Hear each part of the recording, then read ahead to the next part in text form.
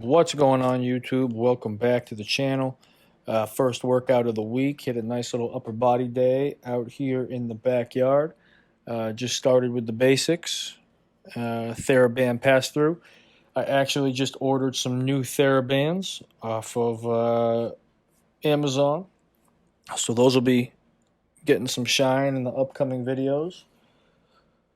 I think I did 4 or 5 sets of just these three movements, just the pass-throughs, the pull-ups, and the face pulls, which I am still working diligently on, kind of mastering that form, getting the hands to externally rotate at the end.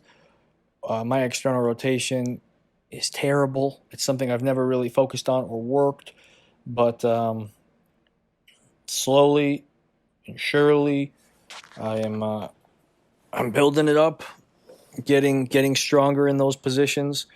I do want to start some isolated external rotation work as well. My shoulder feels safe enough and healthy enough to start working some more precarious isolated positions. Only precarious when the rotator cuff is inflamed, but it's not inflamed at the moment, so I feel safe enough to start incorporating it. I'm sure you guys you'll see that in some of the upcoming videos. But yeah, I'm really enjoying these face pulls. I think I'm only doing 10, 15 pounds with them, which is more than enough for me at the moment. This is honestly more of just like a postural reinforcement movement. Just activating those muscles is straining and stressful for the areas I'm trying to hit. So the weight doesn't have to be super heavy. Finally got back into some flat bench today with the dumbbells. This is me not really focusing on any particular angle of the hands and the wrists. This is just me relaxing, feeling the movement, finding an effective stretch at the bottom, and just contracting naturally, kind of the way my chest wants to contract, which ends up with me getting a little angle at the top of the movement as well as at the bottom. I don't know. I mean, I see people try to force straight wrists, elbows out to the side, whatever. I mean, every person's anatomy and range of motion is going to be different.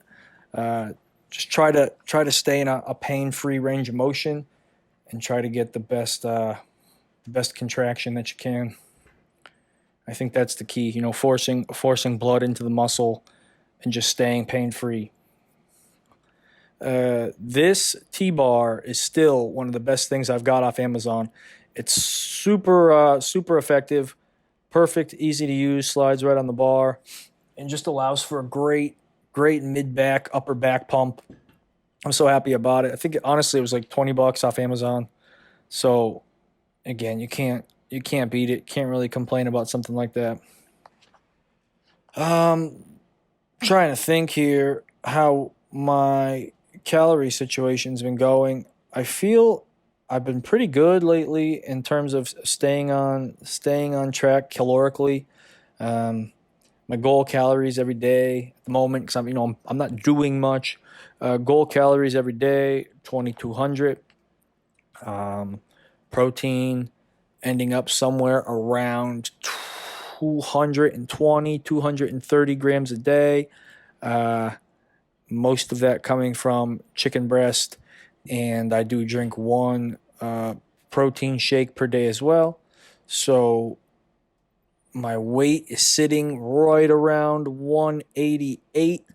I dipped down into the 187s last week a couple times, but I think it was just a regular water fluctuation, nothing permanent. I think I'm sitting right around 188. And without things changing much, I'll probably hang out in that range for a little while.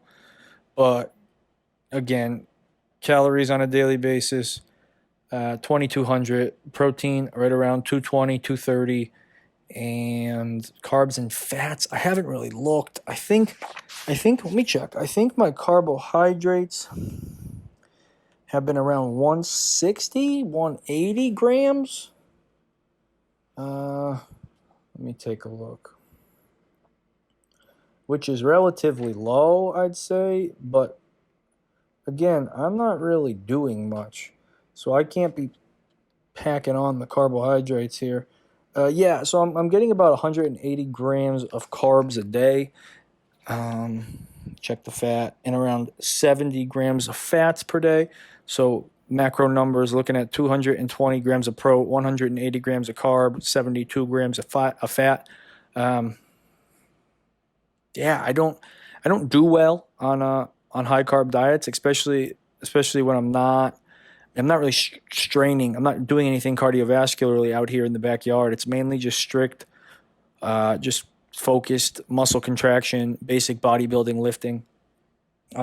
If I get into running or more of a CrossFit, high intensity cardio type stuff, I do notice that I immediately have to jack up the carbohydrates because you start to feel weak. You start to feel like you've lost some of your power, and that's just due to lower cal, lower carb, glycogen depletion. Your body, I mean, if you listen to any uh, higher level athlete, unless you're like fully keto adapted and like a long distance endurance runner, some of those guys operate in a full keto, full fat only diet, fat and protein. Unless you're one of those guys who's completely changed their energy cycle, carbohydrates are important. So this movement, I don't really know what I'm doing here. I was trying kind of almost like an upright reverse reverse fly shrug. What's interesting is something's going on with my right trap, which is also the shoulder where something's going on or was going on. So it's interesting to see the muscle imbalance. That right side, who knows how long I've had a problem lingering on that right side, but whatever it was also affected that right trap because you can tell I'm either not I'm either not able to contract it fully, or that upper trap is atrophied significantly in comparison to the left upper trap.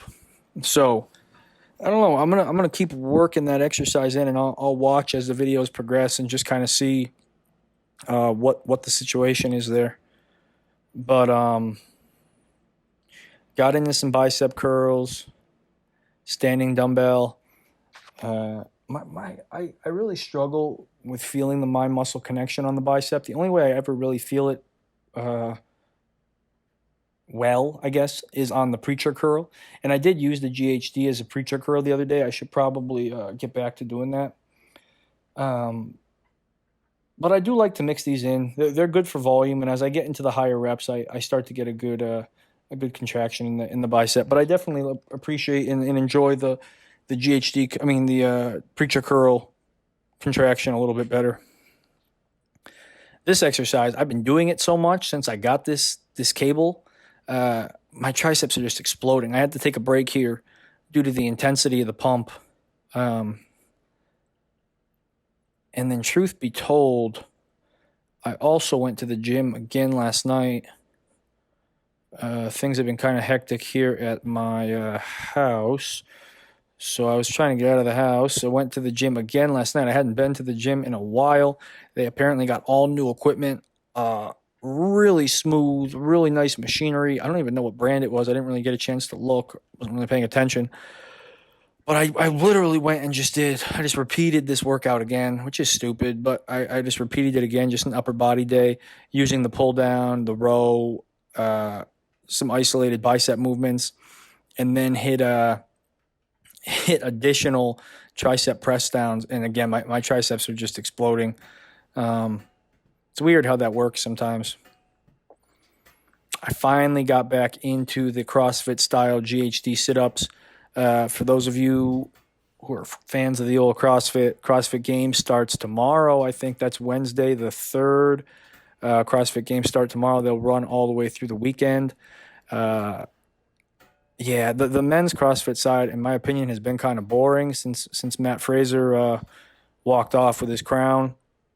But the women's side has been super cool. There's a lot of good athletes on that side, and it's still fun to watch. I don't follow it 100% of the time, but when it's on YouTube and you got nothing going on, it's fun to check that out. Those are freak of nature athletes. So I always enjoy watching and appreciating stuff like that. But yeah, it starts tomorrow, Wednesday, August 3rd, 2022. I'd be interested to see what happens there. But I'm sure there'll be plenty of these GHD sit-ups mixed in. I also threw in kind of like some oblique crunches on the bench press at the end here. I've been working on the obliques a little bit here and there, working on them either hanging from the bar, which is something I like doing, or just isolated in this kind of fashion here on the bench. Just getting blood, just keeping the muscle stimulated. I mean, that's all that really matters. Stimulation and stressing the muscle, time under tension, getting the pumping the blood into the area, and just let the body figure it out from there. Again, it's consistency and constant loading that forces the body to make those changes. Not necessarily destroying the muscle, but stimulating, waking it up, keeping it going. That's where you'll see the long-term growth without all the injuries. At least that's what's worked for me all these years. So consistency, people, keep it going. Leg day tomorrow, squats. I'm nervous. I'll see you guys later. Peace.